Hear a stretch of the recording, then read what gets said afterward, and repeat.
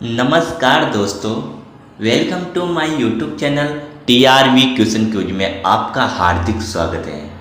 तो दोस्तों, आज मैं आपको जो BLI 012 है उसके इम्पोर्टेंट नोट्स के बारे में बात करेंगे। तो जैसे कि इसका जो टाइटल है, इसका जो टॉपिक है वो उसका नाम क्या है, डॉक्यूमेंट प्रोसेसिंग एंड ऑर्गेनाइजेशन। ठीक है, तो आज हम इम्पोर्टेंट नोट्स जो BLI 012 हैं उनको आज मैं आपके सामने सोल्व करवाता हूँ। ठीक है, तो जैसे कि चलते हैं कि UDC, अब UDC का नाम, अब जो एग्ज़ाम में आएगा UDC का नाम पूछा जाएगा कि UDC का नाम क्या है, इसके बारे में क्या क्या फैक्ट हैं, तो आज हम उनके बारे में बात करेंगे। UDC का जो नाम है वह है यूनिवर्सल डेसिमल क्लासिफिकेशन। इसे हिंदी में कहा जाता है सार्वभौमिक दशमलव वर्गीकरण।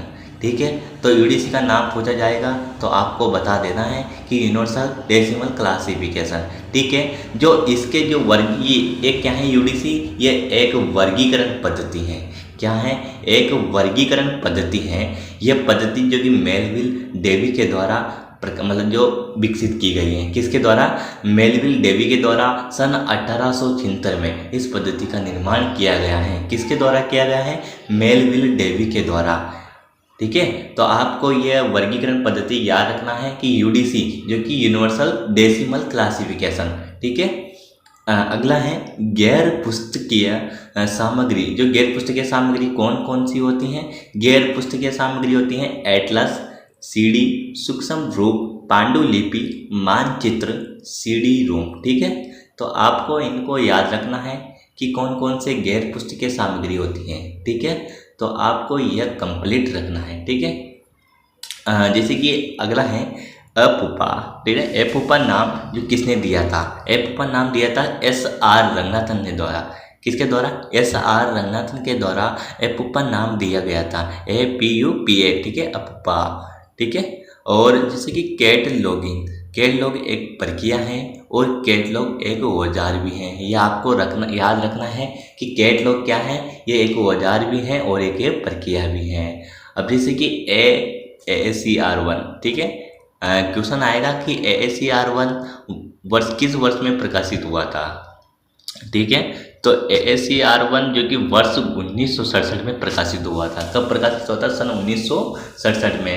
ठीक है, 1967। ठीक है, तो जैसे कि ये AACR1 कब प्रकाशित हुआ? 1967 में। जैसे कि अब अगला है AACR2। अब AACR2 के अनुसार परिस्थिति के 8 क्षेत्र हैं। कितने क्षेत्र हैं? 8 क्षेत्र हैं। ठीक है, तो AACR के 8 क्षेत्र हैं। ये भी पूछा जाता है कि कितने क्षेत्र हैं? 8 क्षेत्र हैं। और जो कि AACR1 है वो कब प्रकाशित हुआ? 1967 में। अगला है AACR2R। ये 3-4 प्रकार के AACR होते हैं, 1, 2, जैसे कि 2R, AACR2R। इसका विवरण का पहला स्तर न्यूनतम जानकारी प्रदान करता है।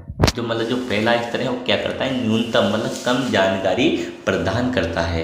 ठीक है, जिसके अब DDC आता है। ये DDC जो कि एक वर्गीकरण पद्धति, ये DDC है, UDC है, CC है, BC है, बहुत सारी वर्गीकरण पद्धतियाँ हैं। क्लासिफिकेशन मतलब जैसे कि, ठीक है, तो DDC का जो नाम है वो क्या है?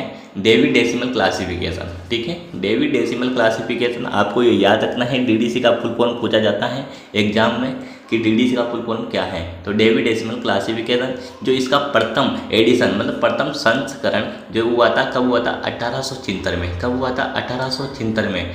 जो 1876 है उसका जो प्रथम एडिशन आया था। ठीक है, वर्तमान एडिशन, अब जो वर्तमान एडिशन है वो कौन सा है? मतलब जो वर्तमान संस्करण है वह है 23वां। ठीक है, 23वां संस्करण जो कि 2011 में प्रकाशित हुआ था। कब प्रकाशित हुआ था? 2011 में। एग्जाम में आएगा एक क्वेश्चन कि जो वर्तमान एडिशन कौन सा है, DDC का वर्तमान एडिशन कब प्रकाशित हुआ। ठीक है, तो क्वेश्चन किस प्रकार से आएगा कि DDC का जो वर्तमान जो एडिशन है या संस्करण है वो कब प्रकाशित हुआ था? सन 2011 में हुआ था। और इनके कुल 23 संस्करण हैं। कितने संस्करण हैं? 23। जो का जो प्रथम जो फर्स्ट संस्करण है वो 1876 में प्रकाशित हुआ था। कब हुआ था? 1876 में। और जो 23वां जो लास्ट संस्करण जो वर्तमान संस्करण है वो 2011 में प्रकाशित हुआ था। ठीक है, जैसे कि DDC का जो ऑनलाइन एडिशन होता है, जो मतलब जो संस्करण ऑनलाइन संस्करण होता है जिसे वेब डेवी के नाम से भी जाना जाता है। ऑनलाइन संस्करण जो कि वेब डेवी के नाम से जाना जाता है। ये क्वेश्चन आता है कि डीडीसी का जो ऑनलाइन संस्करण है उसे किस नाम से जाना जाता है? वेब डेवी के नाम से। ठीक है, तो आपको ये याद रखना है कि वेब डेवी के नाम से ऑनलाइन एडिशन को जाना जाता है। ठीक है, तो डीडीसी सबसे लोकप्रिय और सबसे पुरानी पुस्तकालय वर्गीकरण योजना है। क्या है? डीडीसी सबसे पुरानी और सबसे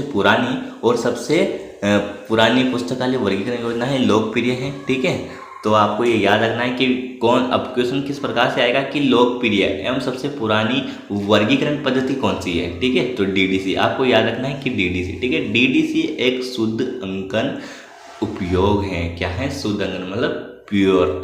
ठीक है, तो डीडीसी आपको शुद्ध अंकन का उपयोग करता है।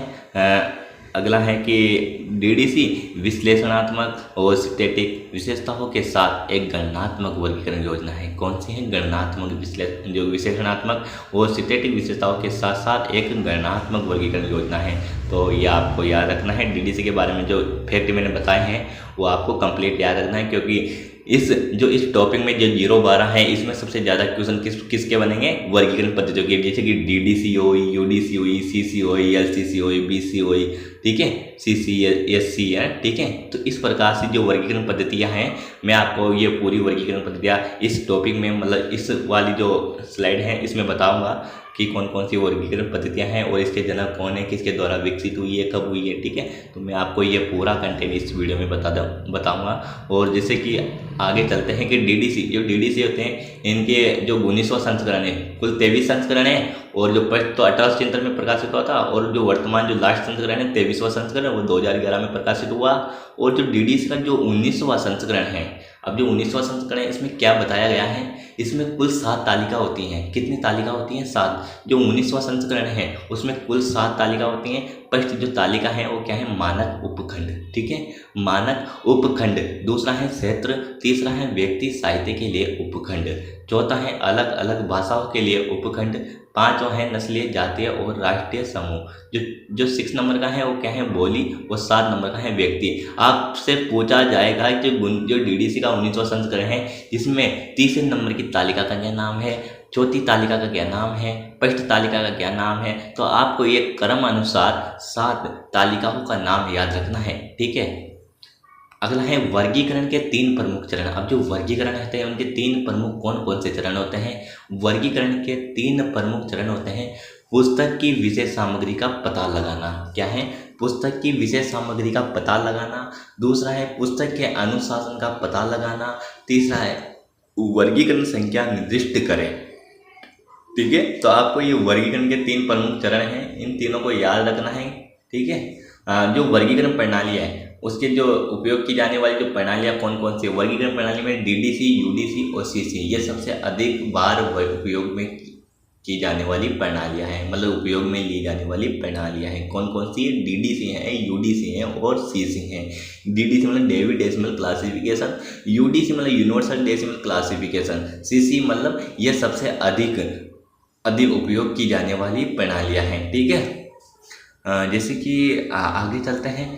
जो सीसी वर्गीकरण पद्धति है, जो सीसी है वो किसके द्वारा प्रकाशित की गई थी, किसके द्वारा विकसित की गई थी? ये वर्गीकरण पद्धति एस.आर. रंगनाथन के द्वारा। किसके द्वारा? एस.आर. रंगनाथन के द्वारा जो सीसी वर्गीकरण पद्धति है, सीसी का फुल फॉर्म है कॉलम क्लासिफिकेशन। ठीक है, द्विबंदी वर्गीकरण, कॉलम क्लासिफिकेशन, जो कि आपको याद रखना है कि इसका जो जनक मतलब जो विकसित करने वाला कौन है वो है एस.आर. रंगनाथन, जो कि लाइब्रेरी ऑफ साइंस के फादर हैं। ठीक है, जो पुस्तकालय विज्ञान के जनक हैं। ठीक है, एस.आर. रंगनाथन, एस मतलब जो सीसी वर्गीकरण पद्धति के जनक या फिर उनके विकसित करने वाले एस.आर. रंगनाथन। ठीक है, दुनिया भर में उपयोग किए जाने वाली वर्गीकरण की सबसे आम प्रणाली डेवी डेसिमल है। क्या है?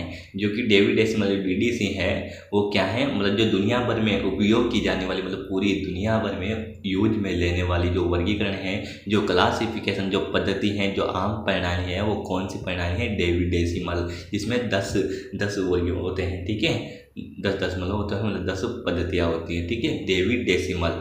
अब जो मैं आज आपको ये जो वर्गीकरण पद्धतियां हैं, इस टॉपिक में जितने भी वर्गीकरण पद्धतियां हैं उनको एक ही मतलब एक वीडियो में मतलब एक ही, ठीक है, एक बार में मैं पूरा आपका बता देता हूँ।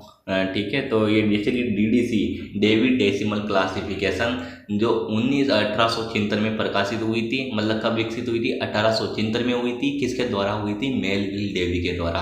आपको याद रखना है कि डीडीसी कब प्रकाशित हुआ, 1876 में, और मेलविल डेवी के द्वारा विकसित किया गया था। किसके द्वारा, मेलविल डेवी के द्वारा। अब ये जो दूसरा है वो है ईसी मतलब इंटेंसिव क्लासिफिकेशन। ठीक है, तो 1851 में इसे विकसित किया गया था। किसके द्वारा, सी है कटर के द्वारा। किसके द्वारा, सी है कटर के द्वारा। जो तीसरा वर्गीकरण पद्धति है वो है यूडीसी यूनिवर्सल डेसिमल क्लासिफिकेशन। ठीक है, तो ये 1905 में मतलब विकसित हुआ, और किसके द्वारा, पॉल ओटलेट हेनरी की लापॉन्ट के द्वारा। किसके द्वारा, जो पॉल है ओटलेट हेनरी के द्वारा। ठीक है, हेनरी। तो ये आपको इसमें दो वैज्ञानिक नाम है, मतलब दो वैज्ञानिक दो आदमियों के नाम है। कौन कौन है, एक तो पॉल ओटलेट, एक है हेनरी लापॉन्टेन। ठीक है, तो ये आपको याद रखना है यूडीसी का जो विकसित करने वाले का नाम, और उनका प्रकाश जो मतलब 1905 में प्रकाश मतलब ये विकसित हुआ। ठीक है, जो एलसीसी है, एलसीसी 1904 में, मतलब एलसीसी जो पेपर में है लाइब्रेरी ऑफ कांग्रेस। ठीक है, लाइब्रेरी ऑफ कांग्रेस क्लासिफिकेशन। ठीक है, तो आपको याद रखना है एलसीसी। अब इसको कौन प्रकाशित करता है, लाइब्रेरी ऑफ कांग्रेस प्रकाशित करते हैं। किसके द्वारा विकसित है, लाइब्रेरी ऑफ कांग्रेस के द्वारा ही प्रकाशित होती हैं। जो एसी है, एसी, अब एसी की फुल फॉर्म क्या है, ठीक है, तो सब्जेक्ट क्लासिफिकेशन। ठीक है, तो एसी का आपको याद रखना है सब्जेक्ट क्लासिफिकेशन। विषय वर्गीकरण जो कि 1906 में प्रकाशित मतलब विकसित हुआ, वर्ष 1906 में। किसके द्वारा, जीडी ब्राउन के द्वारा। किसके द्वारा, जीडी ब्राउन के द्वारा। अब जो छठा नंबर की जो 6 नंबर की जो वर्गीकरण पद्धति है वो कौन सी है, सीसी मतलब कॉलम क्लासिफिकेशन। ठीक है, कॉलम क्लासिफिकेशन किसके द्वारा, एस आर रंगनाथन के द्वारा, सन 1933 में। ठीक है, तो आपको ये याद रखना है। जो वीसी है, बिब्लियोग्राफी क्लासिफिकेशन, वो आपको याद रखना है कि 1935 में ये विकसित हुआ था। किसके द्वारा हुआ था, विलिस के द्वारा। ठीक है, द्वारा किसके द्वारा, विलिस के द्वारा। ये वर्गीकरण पद्धतियाँ आपको मैंने एक साथ एक ही वीडियो मतलब एक ही जगह पर क्रम वाइज बता दी है कि कौन कब प्रकाशित हुई और किसके द्वारा हुई। ठीक है, तो आपको एक क्रम अनुसार याद रखनी है, एक साथ याद रख लेना, ताकि आपको जब भी क्वेश्चन बने यहाँ से आप उनको राइट कर सके। ठीक है, तो धन्यवाद। अगर आपने मेरे वीडियो अभी तक लाइक नहीं किया या चैनल को सब्सक्राइब नहीं किया है तो चैनल को सब्सक्राइब करें, ताकि आपको जो अगली जो VLI जो 13-14 की जो इम्पोर्टेंट नोट्स हैं वो भी आपको मिल सके। और एग्ज़ाम के पहले मैं आपको ये जितने भी वीडियो बनेगी उनको आपको मैं बताता रहूँगा, और आप मेरे YouTube चैनल से जुड़े रहे ताकि आपको एग्ज़ाम में हेल्प मिल सके। थैंक यू, धन्यवाद। ठीक है।